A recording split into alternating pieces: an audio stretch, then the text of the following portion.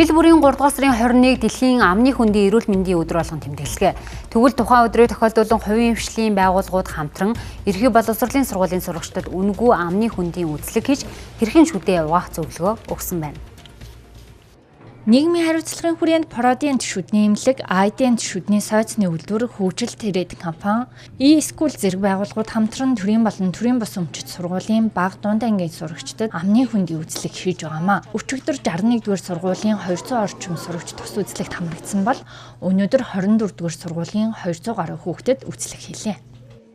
Тэгээ шүдээ сайн угаараа шүд өнгөртэй байвал маш хурдан цорно. Шүднийхаа дээр харах янзлалар гэсэн. Шүд цэвэр байна гэсэн. Нэг шүд цоорцсон. Тэгээд өглөөс өртөө шүдээ сайн угаарна гэсэн. Эрүүл амьдралын хэв маяг шүд угаах энэ хүүхдүүдийн хэв маягт нь одоо нөлөөлөх юм ажил явагдаж байна гэж үзэж байна. Одоо энэ 4-5 дугаар англи чинь нөгөө сүүн шүд нь солигддаг яг эд үе байгаа байхгүй юу?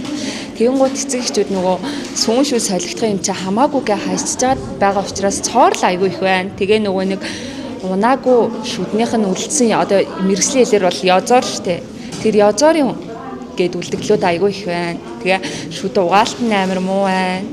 Хамгийн энгийн анхаарах зүйл нь бол зүгээр шүд угаалтын сайн хэлмээр байна.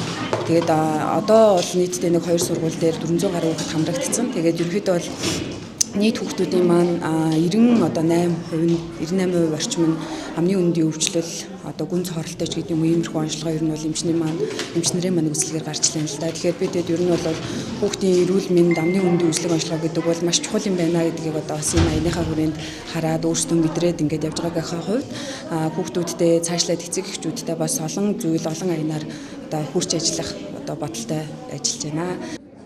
Цаашид дээрх байгууллагууд эрүүл хүүхэд эрүүл шүд аяныг уламжлал болгон зохион байгуулахаар төлөвлөжээ.